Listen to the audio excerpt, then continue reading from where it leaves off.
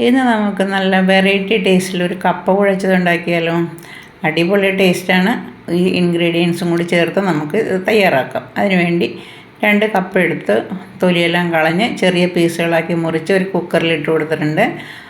അതിലേക്ക് 1/2 table spoon ഉപ്പ്, 1/4 teaspoon മഞ്ഞൾപ്പൊടി, കുറച്ചധികം വെള്ളം ചേർത്ത് കൊടുക്കുക. അപ്പോൾ കപ്പ മുങ്ങിക്കിടക്കുന്ന വിധത്തിൽ വേണം വെള്ളം ചേർത്ത് കൊടുക്കുവാൻ. അപ്പോൾ ഇത്തിരി അധികം തന്നെ ചേർത്ത് കൊടുക്കുക. കപ്പയുടെ മുകളിൽ വെള്ളം വരുന്ന വിധത്തിൽ ചേർത്ത് കൊടുത്ത് നമുക്കൊന്ന് കുക്കർ അടച്ചു വെച്ചിട്ട് ഒരു 2 വിസിൽ കേൾപ്പിച്ച് ഇറക്കി വെക്കാം.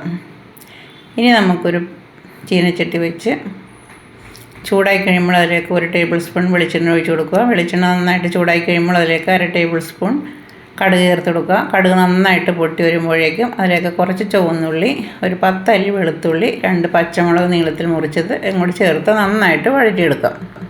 ചുവന്നുള്ളി തന്നെ ചേർക്കുമ്പോഴാണ് നല്ല ടേസ്റ്റ് കിട്ടുന്നത്. സവാളേനേക്കാളും നല്ലത് ചുവന്നുള്ളി തന്നെ ചേർക്കാൻ ശ്രമിക്കുക.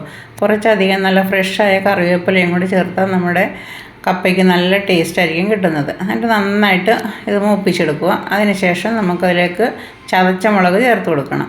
അപ്പോൾ നന്നായിട്ടൊന്ന് വാടി വരട്ടെ. ഇനി ഇതിലേക്ക് നമുക്ക് 1 ടേബിൾ സ്പൂൺ ചതച്ച മുളക്, 1/4 ടീസ്പൂൺ മഞ്ഞൾപ്പൊടിയും കൂടി ചേർത്ത് അതിൻ്റെ പച്ചമണം മാറുന്നവരെ നന്നായിട്ടൊന്ന് വഴറ്റിയെടുക്കുക. കുറച്ച് ഉപ്പും കൂടി ചേർത്തിട്ടുണ്ട്. നമ്മൾ കപ്പയിൽ ഉപ്പ് ചേർത്തെങ്കിലും അത് വെള്ളം ഊറ്റി കളയുമ്പോൾ ആ ഉപ്പ് പോകുന്നത് കൊണ്ടാണ് നമുക്ക് ഇതിലേക്ക് കുറച്ച് ഉപ്പും കൂടി ചേർത്ത് ഇനി കപ്പ നന്നായിട്ട് വെന്തതിന് ശേഷം ഊറ്റിയെടുത്ത് ഇതേപോലെ നമ്മുടെ മസാലയിലേക്ക് ചേർത്ത് കൊടുക്കുക. നന്നായിട്ടൊന്ന് ഇളക്കി യോജിപ്പിക്കുക. അടി ചേർത്ത് ഇളക്കി എല്ലാം കൂടെ നന്നായിട്ടൊന്ന് മിക്സ് ചെയ്യുക. ഇതേപോലെ നന്നായിട്ട് വേകുന്ന കപ്പയാണ് ഇതുപോലെ തയ്യാറാക്കാനായിട്ട് നല്ലത്.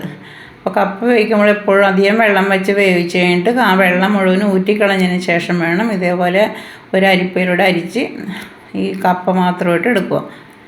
ഇതെല്ലാം കൂടി നന്നായിട്ടൊന്ന് വഴറ്റുക. സ്റ്റവ് സിമ്മിലിടുക. ഇനി നമുക്കതിനകത്ത് ചേർക്കാനുള്ള ഒരു പ്രത്യേക ഇൻഗ്രീഡിയൻസാണ്.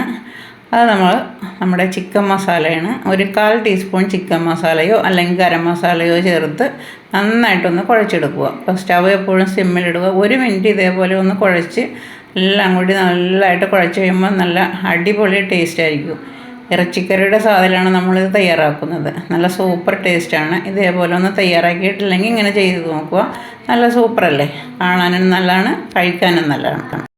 ഇത് നമുക്ക് വൈകിട്ട് ചായയുടെ ഒപ്പം വെറുതെ കഴിക്കാം. അതേപോലെ തന്നെ ഇത്തിരി മീൻകറിയൊക്കെ ഉണ്ടെങ്കിൽ ഇതിലൂടെ ഇട്ട് കുഴച്ച് നല്ല സൂപ്പറായിട്ട് കഴിക്കാം.